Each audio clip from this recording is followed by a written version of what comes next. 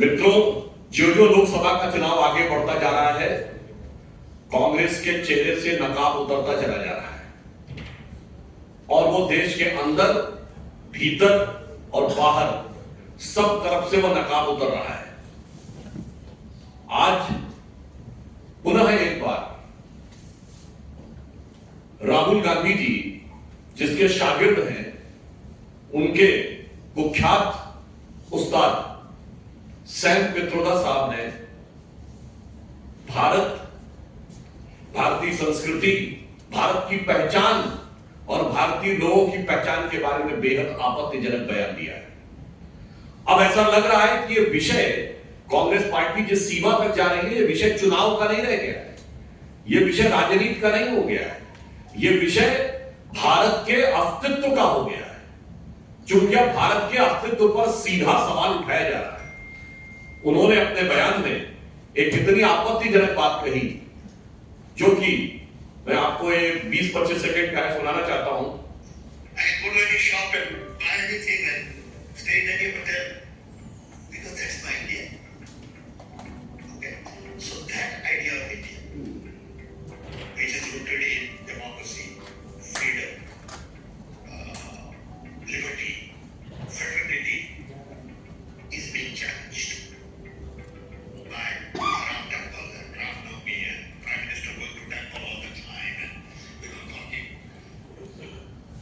मतलब वो महोदय ये कह रहे हैं कि भारत की विविधता और लोकतंत्र, राम मंदिर, रामनवमी और प्रधानमंत्री जी के मंदिर जाने से चैलेंज हो रही है। मैं पुनः कहना चाहूंगा कि विदेशी मानसिकता के इन सलाहकारों से लोग उस विचार को समझ ही नहीं सकते। माननीय प्रधानमंत्री जी ने कहा है कि भारत दुनिया की सबसे बड़ी डेमोक्रेसी नहीं, India is the mother of democracy. कहां ये लोग इसमें पड़े हुए हैं कि सब बाहर वालों ने दिया है? जो सैम पित्रोदा जी का बयान है, ये भारत के उस मूल स्वरूप के प्रति अज्ञानता और अवमानना, मींस इग्नोरेंस एंड कंटेम्प्ट दोनों को बताता है। इन्हें पता ही नहीं है कि चोल साम्राज्य में बाकायदा डेमोक्रेटिकली इलेक्टेड ग्राम सभाएं होती थी। भगवान वासवन्ना के अनुभव मंडपम 11वीं-12वीं शताब्दी में ब्रिटेन के मैग्ना कार्टा से बहुत पहले से थे। वैशाली का गणराज्य 2600 साल पहले था और वेदों के काल में सभा समिति, विदत और गण बैठकर कार्य करते थे। और मैं पुनः चुनौती से कहता हूं, भाई अगर आपके दिमाग के ऊपर विदेशी पर्दा है तो हटाइए। सिर्फ भारत में प्राचीन काल में शास्त्रार्थ होता था, धर्म में भी डेमोक्रेसी थी जो दुनिया में कहीं नहीं थी। परंतु क्या बताया जाए, इनको भारत के बारे में समझ ही नहीं है। जिस संस्कृति के बारे में कह रहे हैं कि उसकी वजह से आइडिया ऑफ इंडिया और डेमोक्रेसी कमजोर हुआ, वही हमारी डेमोक्रेसी और विविधता का आधार है। इसीलिए हम दुनिया के इकलौते बड़े देश हैं। We never meant for invasion, because in Hinduism there is no concept of conversion. Sam Pitroda ji और कांग्रेस पार्टी समझे, और मुझे इसका जवाब चाहिए कांग्रेस पार्टी से। और वो जिस संस्कृति को, मंदिर की जिस संस्कृति के लिए ये भाषा बोल रहे हैं, मुझे इसलिए कष्ट होता है कि बाबरी ढांचे को बचाने के लिए आप अदालत तक खड़े थे और राम मंदिर को बदनाम करने के लिए आप 7 समुद्र पार से खड़े हुए हैं। मुझे लगता है ये बहुत आपत्तिजनक है। और वो संस्कृति यदि उन्हें न समझ में आती हो तो मैं श्रद्धेय अटल बिहारी वाजपेयी जी की कविता की वो पंक्ति दोबारा उनको बता देना चाहता हूं, जो उनकी प्रसिद्ध कविता थी, हिंदू तन मन हिंदू जीवन रग हिंदू मेरा परिचय। उसका अंतिम छंद था जो भारतीय संस्कृति के इस आधार को पूरी दुनिया के लिए बताता है कि होकर स्वतंत्र मैंने कब चाहा मैं कर लूं जग को गुलाम। मैंने तो सदा सिखाया है करना अपने मन को गुलाम। गोपाल राम के नामों पर कब मैंने अत्याचार किया, कब दुनिया को हिंदू करने घर घर में नरसंहार किया। कोई बतलाए काबुल में जाकर कितनी मस्जिद तोड़ी। भूभाग नहीं शत शत मानव के हृदय जीतने का निश्चय।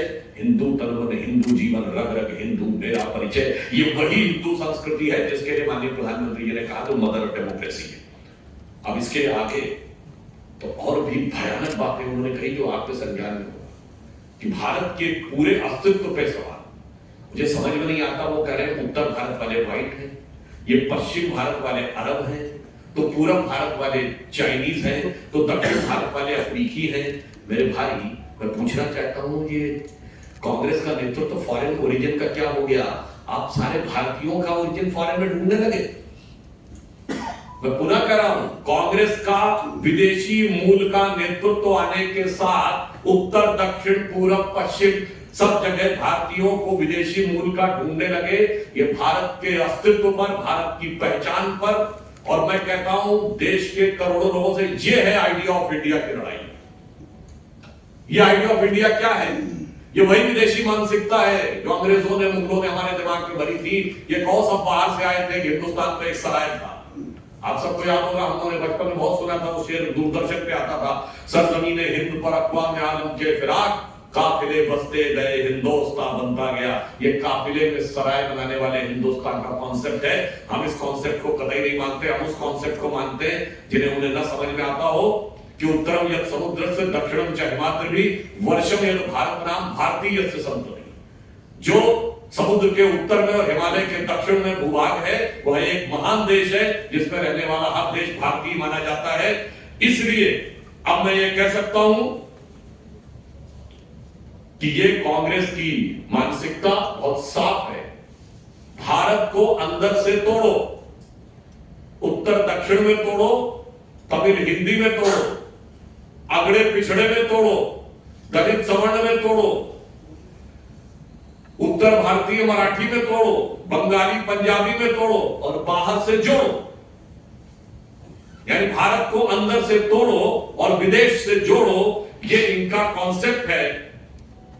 इसलिए मैं साफ ये कहना चाहता हूं कि अब राहुल गांधी जी के उस्ताद ने, यानी उनके गुरु ने जो उस्तादी दिखा दी है, अब मुझे नहीं लगता है शागिर्द का अब कोई ऑप्शन बचा है। और इसके साथ एक और बात साफ हो गई है। ये राहुल गांधी जी जो बोलते थे कि भारत का एक्सरे करेंगे, और वो एक्सरे उनके उस्ताद ने साफ कर दिया कि उनकी नजर में एक्सरे क्या है। और कल सोनिया गांधी जी ने कहा था ना, इंक्लूसिव इंडिया, वो इंक्लूसिव इंडिया कितना डिविजिव है ये उससे साफ हो गया है। तो इसलिए मैं सिर्फ पुनः ये कहना चाहता हूं कि भारत के अस्तित्व के ऊपर अब इस चुनाव को वो ले आए हैं।